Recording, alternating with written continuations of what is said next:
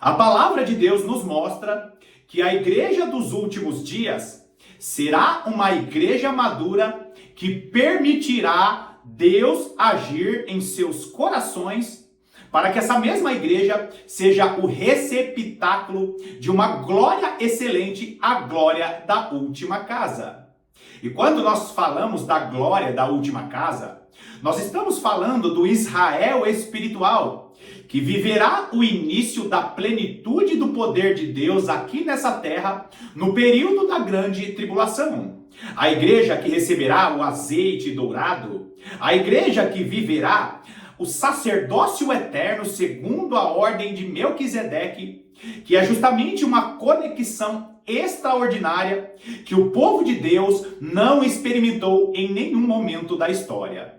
Meus amados irmãos, nós precisamos fazer parte da oliveira que é o nosso Senhor e Salvador Jesus Cristo. Mas nós precisamos nos submeter a alguns princípios da palavra de Deus para receber esse azeite dourado, essa unção especial para os últimos dias. Hoje nós estaremos mais uma vez falando a respeito das duas testemunhas do Senhor, as duas oliveiras que estarão conectadas com a igreja verdadeira e estarão conectadas com o seu Senhor através da comunhão dos santos e dos louvores. Seja muito bem-vindo a mais essa meditação do canal A Lâmpada para os Meus Pés.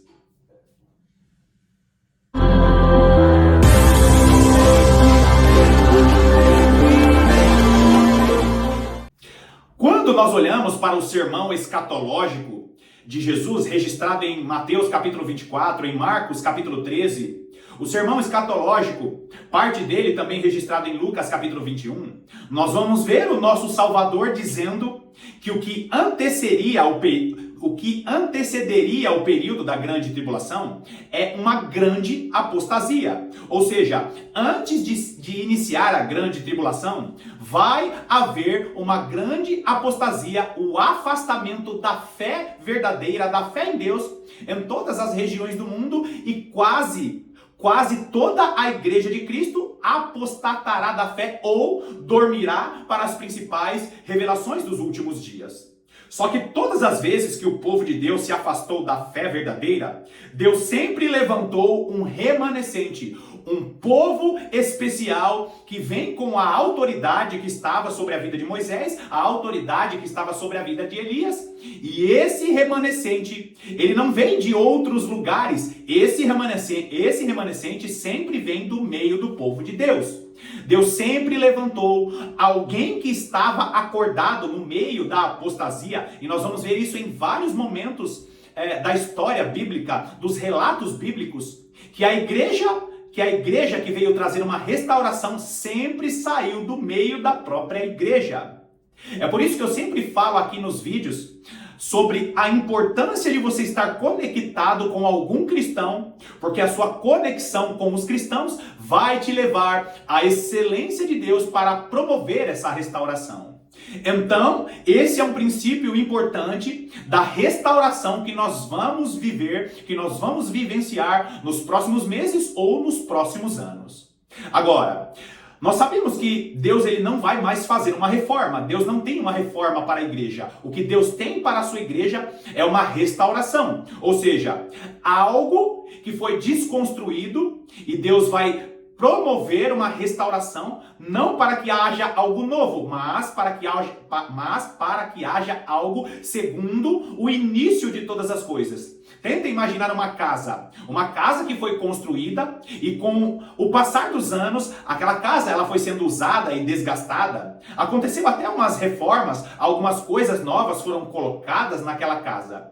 Só que agora o novo dono, ele vem para trazer a restauração dessa casa, ou seja, ele vai restabelecer aquela casa segundo a construção original. E é isso que significa aquela palavra que a glória da segunda casa ou a glória da última casa será uma glória maior ainda. É a mesma glória da primeira casa, só que é uma glória mais excelente, é uma glória mais substanciosa. E é justamente isso que a igreja dos últimos dias viverá. E amados irmãos, o que Deus tem para a sua igreja não é uma reforma. A igreja dos últimos dias, não será baseada na reforma protestante. A igreja dos últimos dias será uma igreja que pregará o evangelho de maneira completa. E por que eu estou falando a respeito da reforma? A reforma protestante ela foi importante, foi fundamental para o avivamento e o despertamento em um determinado momento da história. Mas, infelizmente, muitas teologias, muitas doutrinas antibíblicas vieram junto com a reforma protestante. Como, por exemplo, as doutrinas a respeito do final dos tempos. Você sabia que muitos que acreditam na reforma protestante, que foi uma reforma muito boa, fundamental para a igreja, muitos acreditam que o reino de Cristo, que o reinado de Cristo durante 1000 anos é um reino simbólico. Muitos acreditam num reino milenar simbólico, que Jesus Cristo já está reinando hoje. Muitos são preteristas dizendo que não haverá um reino milenar, que Jesus Cristo já voltou e que as coisas já estão acontecendo, que o arrebatamento é um arrebatamento que vai acontecer depois e que o reino milenar não existe. Só que isso é negar o que está escrito em Apocalipse capítulo 20 e negar todas as mensagens dos profetas. Simbolizar o reino milenar de Jesus Cristo é algo antibíblico e não está condizente com a restauração que Jesus Cristo está promovendo em sua igreja. Os profetas serão pregados nos últimos dias porque a igreja voltará a olhar para as mensagens dos profetas que explicam como será o reinado de Cristo aqui nessa terra. Agora, para estar conectado com essas revelações, você cristão precisa estar conectado com a oliveira que é Jesus Cristo e você precisa meditar na palavra de Deus e ter vida de oração. Aqueles que não têm vida de oração, aqueles que não meditam na palavra de maneira profunda, esses não vão fazer parte das testemunhas do Senhor, que são as duas oliveiras que estão diante do Senhor de toda a terra. Para compreender isso, primeiro vai lá comigo em Romanos capítulo 11. Romanos capítulo 11, olha só o que diz os versículos 17 e 18. Se, porém, alguns dos ramos foram quebrados, e tu, sendo oliveira brava, foste enxertado em meio deles, e te tornaste participante da raiz e da seiva da oliveira. Grava bem isso. Quem que é essa oliveira? Jesus Cristo é a oliveira. Só que na oliveira existem ramos que são naturais. Ramos que nasceram dessa oliveira, que são ramos naturais. Quem são os ramos naturais? Israel. Só que nós somos a oliveira brava. Nós fomos enxertados na boa oliveira. Então, queridos, o Senhor Deus, Ele nos acoplou, Ele nos enxertou na boa oliveira.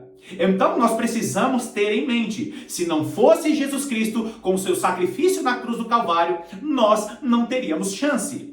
Nós fomos enxertados nessa boa oliveira. E eu preciso que você leia todo o capítulo 11 de Romanos, porque aqui explica a origem das duas testemunhas, de Apocalipse capítulo 11 e de Zacarias capítulo 4.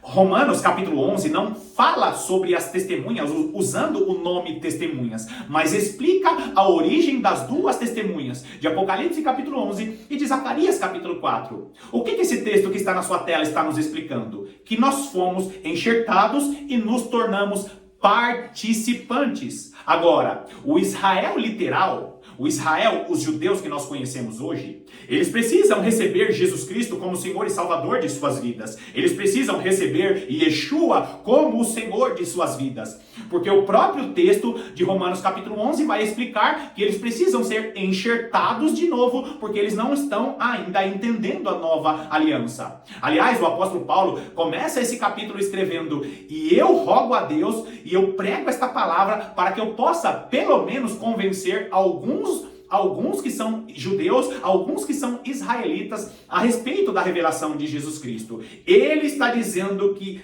os judeus precisam receber essa salvação. Ele chega a dizer: posso incitar a emulação do meu povo e salvar algum deles. Ou seja, os judeus precisam ser salvos recebendo Jesus Cristo como Senhor e Salvador. As duas testemunhas do Senhor, judeus e gentios que recebem Jesus Cristo como Senhor e Salvador, precisam estar conectados com a boa oliveira. Agora, os judeus são ramos naturais. Nós, os gentios, somos aqueles que foram enxertados. Nós somos participantes dessa oliveira. E por que eu estou mencionando isso? Porque a doutrina pré-tribulacionista vai dizer que na grande tribulação toda a igreja sobe, passa 7 anos nas bodas do Cordeiro, enquanto os judeus vão ficar sofrendo aqui na grande tribulação. Pergunto eu, se todos nós fazemos parte dessa boa oliveira, será que aqueles judeus que serão salvos na grande tribulação vão ficar aqui na grande tribulação? Quer saber um outro detalhe muito grave? Muitos vão dizer que o Espírito Santo será retirado na grande tribulação. Só que o selo do Espírito Santo é o selo de Deus. Quer dizer que aqueles que estiverem na grande tribulação serão selados sem o Espírito Santo? Judeus que fazem parte, judeus que serão salvos, não terão o Espírito Santo na grande tribulação? Esse que é o selo da salvação, esse que é o selo da nova aliança. E o mais grave, esses que serão salvos na grande tribulação estarão desconectados da oliveira? Você percebe que não faz sentido nenhum? Você percebe que está fora da conexão com o que está escrito em Ezequiel capítulo 37? O que Ezequiel capítulo 37 nos mostra, nos explica? Que as duas testemunhas, que são aquelas duas madeiras que estão na mão de Ezequiel, aqueles que vêm de Efraim, aqueles que vêm de Judá, são esses que farão parte da restauração do Israel espiritual. Tanto é que o vale de ossos secos é a profecia falando a respeito da ressurreição dos mortos. O grande exército que ressuscita em Ezequiel capítulo 37 é a igreja de Jesus Cristo, que faz parte da ordem sacerdotal, a ordem superior segundo Melquisedeque. Agora, meus queridos irmãos, olhem só o que diz o versículo 18. Romanos 11, versículo 18. Não te glories contra os ramos. Porém, se te gloriares, sabe que não és tu que sustenta a raiz, mas a raiz a ti. O que nos sustenta? A raiz. E o que é a raiz? Toda a base que está descrita no Antigo Testamento, que foi dada a quem? Aos judeus. Tem muitas pessoas que não compreendem isso. Meus amados irmãos, o Messias que veio trazer salvação a todas as nações, ele é judeu. Agora, você que é gentil, você não precisa se judaizar. Porém, o Messias, ele é judeu. Então, o Israel que receberá Jesus Cristo como Senhor e Salvador, ele precisa olhar para o Messias como um judeu. Por quê? Porque eles vão olhar para o Messias que é judeu. Esse Messias romano, com vestes e trajes romanos, esse Messias grego, que é um Messias antropocêntrico, não é um Messias verdadeiro. O nosso Messias, ele é judeu. É por isso que o Antigo Testamento precisa ser base para as revelações que estão no Novo Testamento. Toda a teologia baseada em inspiração humana, toda a teologia baseada em preceitos romanos e em preceitos gregos, são teologias maléficas e malignas, e infelizmente parte dessa teologia veio com a Reforma Protestante. Eu não venho aqui falar, meus irmãos, mal da Reforma Protestante. O que Martinho Lutero fez,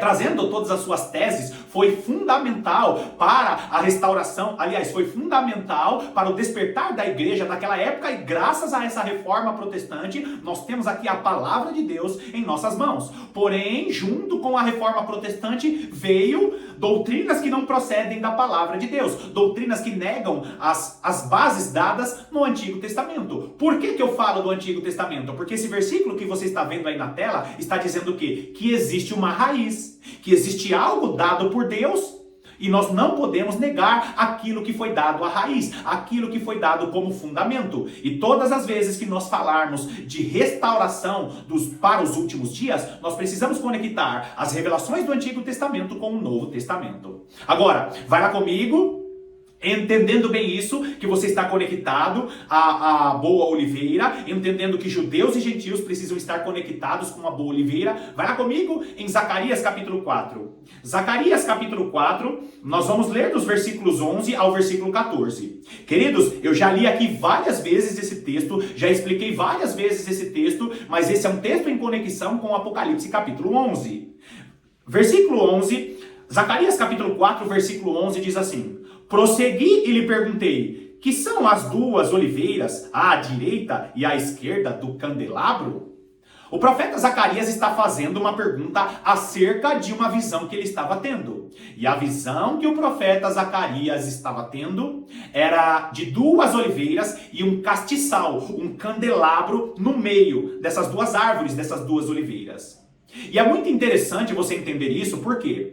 Porque as duas árvores que estão ao lado do castiçal, elas estavam com tubinhos e esses tubinhos estavam se conectando a esse castiçal. É como se essas duas oliveiras estivessem abastecendo este castiçal. E eu não quero explicar detalhadamente essa revelação, porque eu tenho muitos vídeos falando a respeito dessa profecia de Zacarias capítulo 4.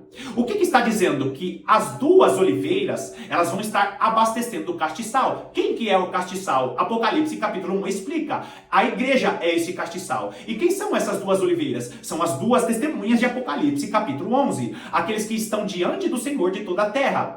Parafraseando o que está escrito na parábola das 10 virgens, ou na parábola das 12 virgens, são as duas testemunhas do Senhor que não dormem em nenhum momento e dão o grito da meia-noite. Agora presta atenção nisso, queridos. Você já está vendo essa imagem aí na tela? Que são as duas oliveiras. As duas oliveiras, que são as duas testemunhas, são cristãos específicos que não vão dormir em nenhum momento. A igreja, que é este castiçal, este candelabro no meio, essa é a igreja que vai dormir em um determinado momento da história. É por isso que aquele que está andando no meio dos 7 castiçais, no meio dos candeeiros, ele vai usar as duas testemunhas para acender esse candelabro, para acender este castiçal. As duas testemunhas do Senhor são cristãos específicos que vêm de judeus e de gentios, que têm origem em Efraim e Judá, e você que conhece o ensino das duas testemunhas sabe muito bem do que eu estou falando, você que compreende a doutrina das duas casas de Israel sabe muito bem do que eu estou dizendo.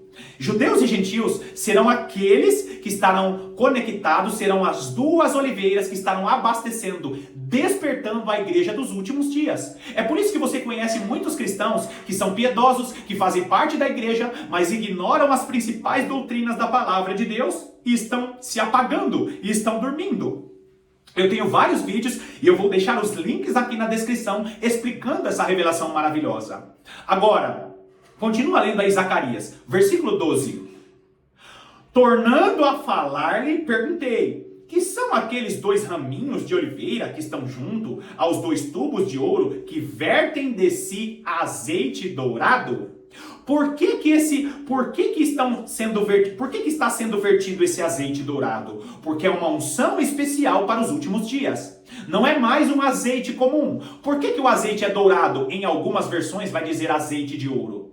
Porque é uma unção sacerdotal superior de reis e sacerdote. Você sabe muito bem que o ouro representa a divindade do nosso Senhor e Salvador Jesus Cristo. O ouro representa também reinado. E essa unção especial é uma capacitação para que as duas oliveiras possam despertar a igreja para o período da grande tribulação. É uma unção de reis e sacerdotes que estarão em uma conexão superior. A conexão essa que a igreja não viveu em nenhum momento da história. Zacarias está perguntando, o que significa isso? O que significa esses 2 raminhos de oliveira que estão junto aos 2 tubos de ouro que vertem de si azeite dourado? As duas testemunhas terão sobre si esse azeite dourado e estarão transmitindo para a igreja, porque, meus amados irmãos, se você conhece algum cristão antigo que não ora mais, que acredita apenas nas revelações dos pastores famosos, você vai notar que é difícil fazer essas pessoas olharem para a Bíblia de novo para compreender as revelações. Eles dizem, não, é assim mesmo, o Espírito Santo será tirado, a grande tribulação, a igreja não vai estar. Por que o coração é duro? Por causa dessa dormência que toma conta da igreja. Não, cada um pode ter a sua doutrina escatológica, só que as doutrinas para os últimos dias não serão doutrinas fundamentais para a salvação, mas serão doutrinas fundamentais para a sobrevivência da igreja. Porque a tribulação que virá sobre as nações do mundo exigirá uma unção especial, que é esse azeite dourado. Agora, Zacarias questiona, o que é isso? O que são todas essas coisas? Olha que lindo o versículo 13. Ele me respondeu, não sabes o que é isto? Eu disse, não, meu senhor. Versículo 14. Então ele disse: são os dois ungidos que assistem junto ao Senhor de toda a terra.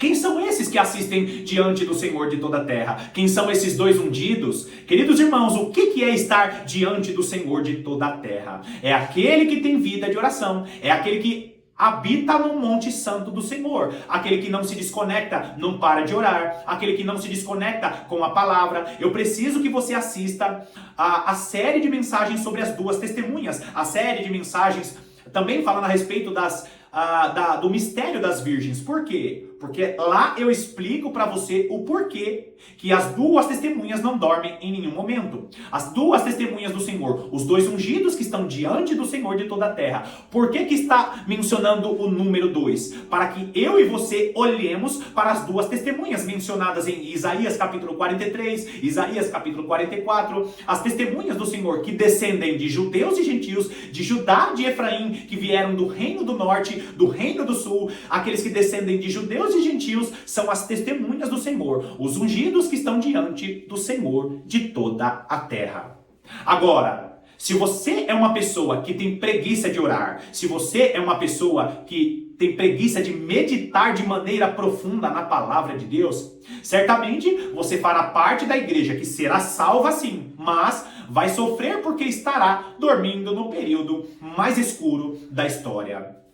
E tem outro detalhe, meus irmãos. Eu quero que você vá lá comigo e eu vou finalizar com isso. Vai lá comigo em Salmos capítulo 22. Salmos capítulo 22, e nós vamos iniciar uma série de mensagens falando a respeito do Salmos capítulo 22. Além de ser um Salmos messiânico, é um Salmos profético que fala a respeito de situações que a igreja vai viver. Esse Salmos capítulo 22, ele está falando algo e dentro dele tem uma revelação muito importante. Por quê? Porque eu sei que tem muitos irmãos que resistem à ideia de congregar, e quando eu falo de congregar, não é que você tenha que entrar em uma igreja tradicional correndo, eu preciso entrar numa igreja, qualquer igreja, não é isso. Mas para todo cristão piedoso e para todos aqueles que vão fazer parte das testemunhas que não dormem em nenhum momento, você precisa estar conectado com pelo menos um grupo de cristãos. Por quê? Porque segundo a revelação dada ao apóstolo Paulo, que está registrada e está ali esmiuçada em Efésios capítulo 4, segundo a revelação de Salmos capítulo 133, a autoridade que estava sobre o sacerdote, o primeiro sumo sacerdote Arão, é uma autoridade especial para aqueles que fazem parte desse sacerdócio eterno segundo a ordem de Melquisedeque. Salmos capítulo 133 nos mostra que a comunhão de oração é uma comunhão especial e uma autoridade especial será dada à igreja dos últimos dias, e essa igreja precisa estar conectada. O corpo de Cristo conectado buscando a presença de Deus. Aqueles que serão enviados ao deserto dos povos, segundo a profecia de Ezequiel, são aqueles que vão estar congregando. E se você é um cristão que resiste em congregar e buscar a presença de Deus com outros cristãos, se você estiver vivo nos últimos dias, Deus promoverá situações para te enviar ao deserto dos povos para que você congregue. Porque a igreja que receberá o azeite dourado será obrigada a congregar. Não haverá mais liberdade na internet, não haverá mais liberdade para abrir as igrejas. Você será enviado a lugares ermos, porque a igreja de Jesus Cristo dos últimos dias será uma igreja obrigada a congregar. A igreja enviada ao deserto dos povos, a mulher de Apocalipse capítulo 12 sendo tirada da vista da serpente, do grande dragão. Agora, Salmos capítulo 22, no versículo 3 diz assim: contudo, presta atenção, contudo, tu és santo, entronizado entre os louvores de Israel. Queridos irmãos, nos vídeos futuros eu vou estar explicando todos os 31 versículos desse Salmos capítulo 22. Só que esse versículo 3, esse versículo 3, ele está sendo precedido de versículos que nos mostram o sofrimento do Messias. E assim como o Messias sofreu em seu corpo antes de ser glorificado, o corpo de Cristo, que é a igreja, sofrerá em seu corpo antes de sua glorificação. Esse versículo 3, ele é precedido de versículos que nos mostram que o Cristo sofreu, Deus meu, por que me desamparaste? Ele sofreu em sua própria pele, em sua própria carne, e a igreja sofrerá em sua própria pele, em sua carne, sendo assim imitadores literais do que Jesus Cristo viveu. Tudo aquilo que o cabeça, que é Cristo, viveu, a igreja viverá na grande tribulação. O cálice não será o mesmo cálice, mas o cálice parecido para a glorificação, a igreja que receberá a maior unção de todas as épocas, essa igreja sofrerá com este cálice. Agora, se a igreja sofrerá com este cálice, essa mesma igreja precisa entender que mesmo com seus sofrimentos, se ela não estiver congregando, louvando ao Senhor, entronizando ao Senhor, essa igreja não suportará. Por que esse versículo 22 está dizendo assim? Contudo o quê? Com todos os sofrimentos, com todas as perseguições, com todas as dificuldades mencionadas nos versículos anteriores desse salmo maravilhoso, contudo, Senhor, mesmo que nós passemos por aflições, contudo, o Senhor é entronizado. Irmãos, o que é ser entronizado? É quando você, por alguma atitude, você convida Deus para aquele ambiente. Entronizado é colocar para dentro. Entronizado é convidar Deus para entrar naquele recinto, para entrar naquele ambiente, para que Deus esteja junto com a igreja.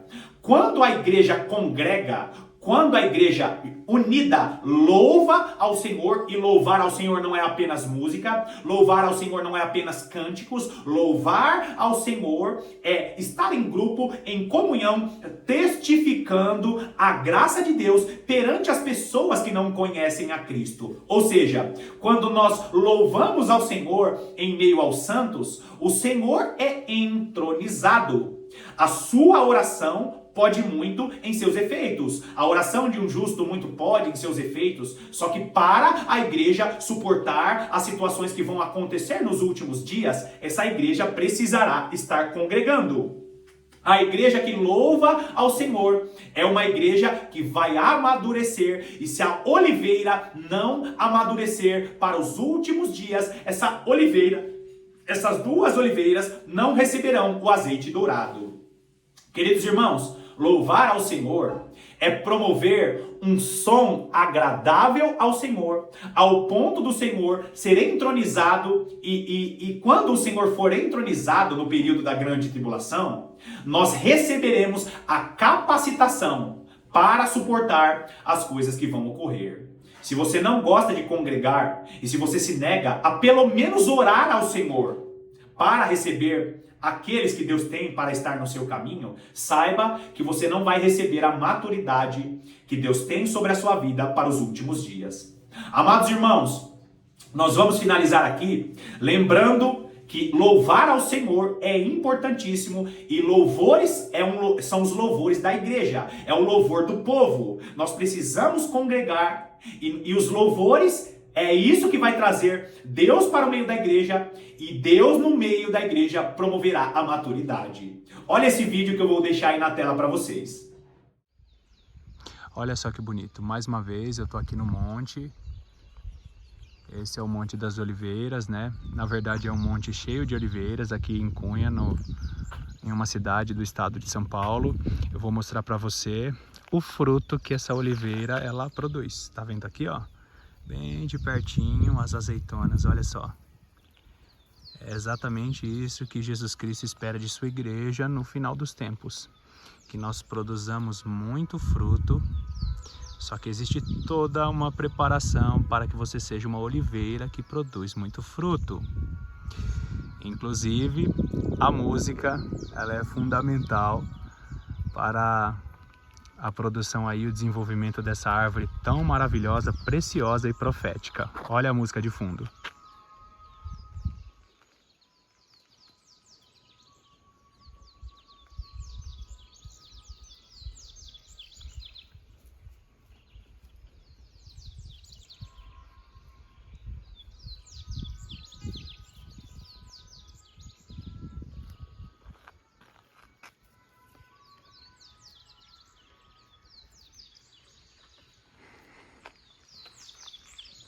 Você percebeu a música no fundo do vídeo? E como no mundo literal, como até os ímpios sabem que a música ela faz bem para a oliveira, só que no caso da igreja, na aplicação bíblica disso, a oliveira, ela precisa estar conectada com todos os seus galhos. Por quê? Porque quando essa igreja conectada com todos os seus conectada com todos os seus galhos e com seus ramos, todos os ramos, todos os galhos conectados na boa oliveira vão estar louvando ao Senhor, e os louvores ao Senhor trará maturidade a essa oliveira. As duas oliveiras amadurecerão porque elas estarão congregando e louvando ao Senhor.